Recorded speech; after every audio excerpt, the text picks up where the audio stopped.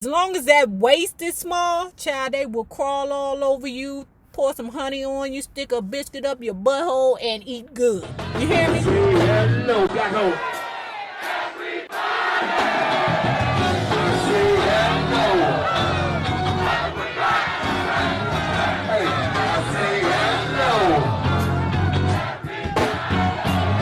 See this number one, man.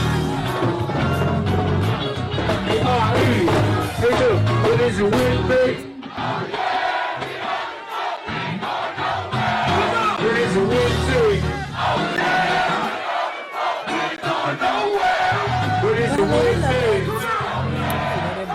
If you have not already done so, please remember to like, share the Facebook, subscribe, and visit uptopbeauty.com. Today's looky would be our Miss Chi Chi shades. Now, we don't have them in stock right now, but they are on the way and they will be here shortly. So if you would like to pre-order some, go on over there and check them out. And if you are not already a part of this book club, please hit the Patreon link below and or the join button here on the YouTube. And for a small monthly fee of $5, you babies, yes you, can be privy to all the shenanigans before the YouTube gets it, if the YouTube gets it. Now, let's continue talking about Mariah Carey's The Meaning of Mariah. Because I had more than just the fantasy performance to do that night, I had a trailer behind the Shrine Auditorium for wardrobe changes and such. I was returning to the trailer to get into another ensemble. Security was everywhere, so I didn't need to be followed for the short walk to where all the artists' trailers were parked behind the theater. As I stepped out in complete rush to get back to the stage, I noticed a white Rolls Royce quietly, slowly approaching. Just as my toes touched the asphalt, the gleaming, elegant vehicle came to a gentle stop right in front of my door. It was as if time itself had slowed to a stop. He was alone, leaning back in the driver's seat so that the arm that gripped the leather steering wheel was nearly straight.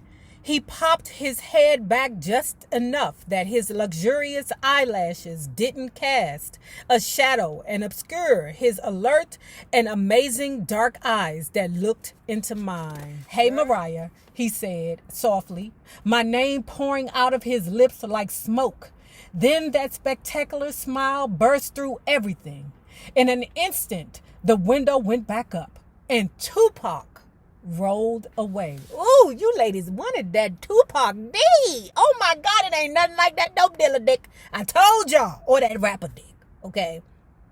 You know, like right now, my favorite rapper is Moneybagg Yo. Because right now, my favorite line that I'm saying all the time is, watch your mouth before I fly out your bitch. And I'm be serious about that. Watch your mouth before I fly out your bitch. Had it not been for a producer assistant, someone calling me back to the stage, back to earth, I may have stayed there stunned for hours.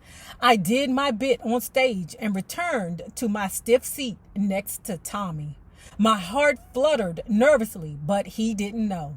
No one knew I'd just had Tupac Shakur's eyes all on me.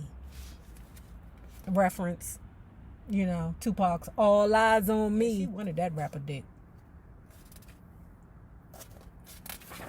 Yeah, man. I had gotten to a place where I was trusted to choose people I was inspired by, not the predictable players.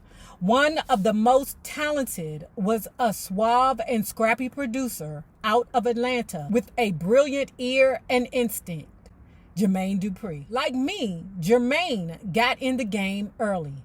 He was fiercely ambitious and super talented. By the time he was 19 years old, he'd discovered, developed, written, and produced multi-platinum hits for Criss Cross and secured a joint venture deal for a record label, So Def Recordings, with Sony and Columbia. Our first collaboration was Always Be My Baby on Daydream. It was the first song we wrote together, but it was as if we'd done it a million times before. In order to make the label happy, I had to deliver several versions of a single, including one that was up-tempo and simple, scrubbed of all ad-libs and urban inflections. In order to make myself happy and make sure a song I liked could work for the club kids who have always given me life, I set aside time to make remixes. You better, girl, because that's how you, okay, again, another reason. We spoke about the remixes before. But remixes is basically like leftovers, okay? You know how you have leftovers, but your kids don't like leftovers? You made a pot of beans, okay? They ate the pork and beans and hot dogs yesterday, right? But today, in order to make them eat the pork and beans and hot dogs again, I mean, you had to add in barbecue sauce in the beans so that it'll taste different. I don't like them pork and beans and hot dogs. You made that yesterday, Mama. I don't want them pork and beans and hot dogs. My wife don't do leftovers. I'll be ready to bang her in her fucking head, okay? Who the hell is you that you don't do leftovers? Where you come from? Tell me below what was your favorite remixes. Mine was all of BBD's. BBD basically remixed the entire Poison album and was probably able to live another 2-3 years off of the remix album, okay? That's how vicious remixes were back then and how important they were to music. I set aside time to make remixes, sometimes several on the same song. I often did complete rewrites and all new vocal tracks rather than recycling from the original, especially when I worked with David Morales. We would completely re-envision a song. I had a remix idea for Always Be My Baby and asked JD to bring in Escape and a big, exciting young female rapper out of Chicago named Brat, who had a hit record. So funkified. And the Brat is about 1,000 pounds right now, girl. And Judy, 800, except for the fact that her waist real small. I'm like, that can't be healthy, y'all. No matter how big you are, you could be obese, okay? Obese. Who the hell is an obese, right? But obese. As long as that waist is small, child, they will crawl all over you, pour some honey on you, stick a biscuit up your butthole, and eat good. You hear me? But if you got a stomach, they gonna call you old booty doo. That's the sadness of being a big girl. Because as long as you got a small waist, man, them ninjas is all over you. I don't care what you shape like. I don't care how big anything is. They don't care. JD was down. I knew how I wanted the remix to sound with Supreme's style background. I had to redo all the vocals because it was in a different key. But because Jermaine was so adept in the studio and so in tune with all of our styles, I knew he could bring it all together. The session was set. So Def was coming to Sing Sing. Brat was from the west side of Chicago and was clearly mesmerized by Sing Sing. There was absolutely no posturing for her. She walked right in the door like, damn. I took her on a tour of the house. She never tried to contain her wonder as we ran from room to room. But we were not alone. Security was always right there behind us like a shadow. When we moved, they moved. For the past 4 years, I have been constantly working on such an intense level. I had so many decisions to make, so many people counting on me and looking to me for answers and a payday. If I had any free time, I spent it with Tommy Mozzarella or people his age, people on his payroll. I hadn't had any real fun in such a long time, and the Brat was a one-woman party. She still is on the Brat and Judy, or the Brat loves the Judy, something like. She still is. I love myself to the Brat. I look, when I first laid eyes on the Brat, when she came out with Crisscross, I was like, who's that bulldog? Back then, it wasn't like you could bust on stage and be like, hey, I'm munching on the vagina. You couldn't do that then, right? But I knew that was a bulldog in the making. Or what I lovingly call a baby diaper. I've always loved the Brat. Now, the Brat, you know you big. You need to drop some pounds, goddammit, just to be healthy, all right? And Judy, although you, baby, you got a big-ass booty. And that you do. Man. And I want to know, how does that look in bed? How do they get down?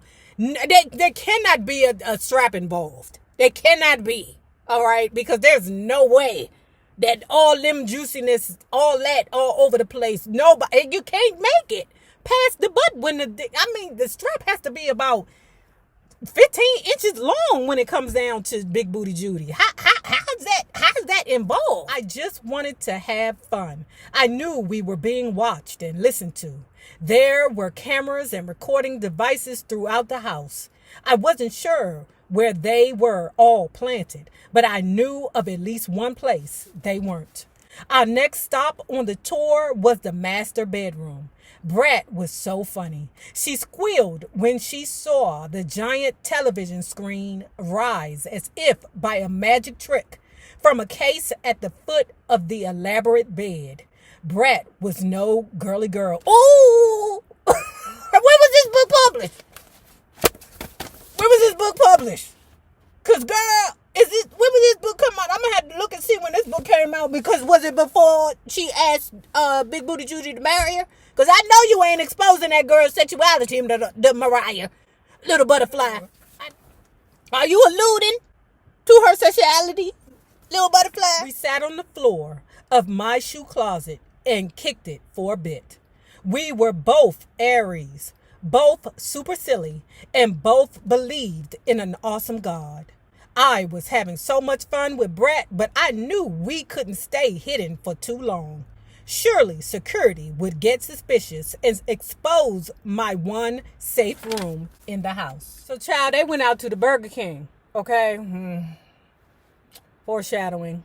Okay. And let me say this. Let me say this. Another thing about you, little butterfly. Let me say this. Y'all know I love the Mariah, because Mariah just gave me the strength to do something that I never thought I would have the strength to do. As of right now, Mariah is not talking about her struggles with her weight, because I've watched her go up and down. Okay. Despite her trying to hide it, I see you, Mariah. Okay.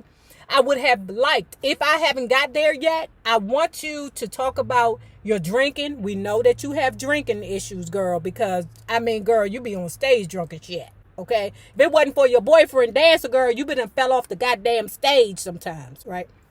I love you, Mariah. We love you. Her and the Brat round there at the Burger King, right? They got security somewhere. Okay, you know, everybody see him. Oh, it's the Brat and Mariah. Hey. They enjoying it, but at the same time, they like, goddamn, I just want to eat this Whopper. For the 20 or so minutes while Brat and I sat in the car eating those fries and cracking jokes, I reveled in the simple excitement of being young. I'll never forget it. Jermaine must have called every 5 minutes begging us to come back. He went from being angry and annoyed to being nervous to being afraid. Brat was quickly realizing how serious our momentary escape had been. With every ring, she looked at me with increasing concern and sadness. We were really only a mile away, and people were panicking. She said something like, "This ain't right. This is your shiz. Mariah, Jermaine, escape. We all here because of you. You done sold millions of records. Girl, you live in a damn palace. You have everything. But if you can't be free to go to effing Burger King when you want, you ain't got nothing. You need to get out of there." This time, she wasn't laughing. If the Brat, a 19-year-old female rapper from the west side of Chicago, is afraid for you, you know the situation has got to be dire. After mozzarella sticks, damn, is that what we gonna call him? Mozzarella sticks? After Tommy Mozzarella Sticks was assured of my safe return, the situation settled down. Brat rolled a fat blunt, but God knows she couldn't smoke it around me, so she just held on to it throughout the shoot like a security blanket and began to work on her rap for the remix. Remember this, and I don't know how many of you watched The Brat Loves Judy, but remember this. she discussed how she, deals with anxiety and how she does use marijuana still. Her nerves were a bit of a wreck now, too. In addition to everything else, she probably felt guilty we had caused so much drama while recording her first big rap feature with me. But when the mic was hot and the camera was rolling, the Brat killed it. Of course. We love the Bratty. We love her. When Tommy suggested we go to couples therapy, I was surprised. Unsurprisingly, he told me it would have to be with his therapist.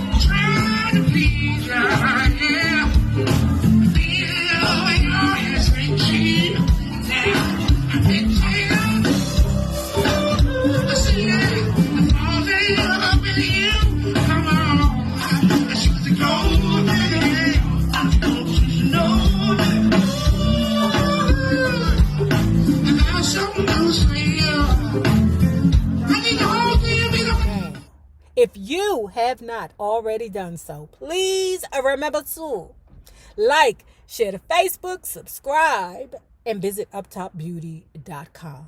Now remember this, the same people that you meet on the way up will always be the same people that you meet on the way down. My naysayers, my patron loves you babies.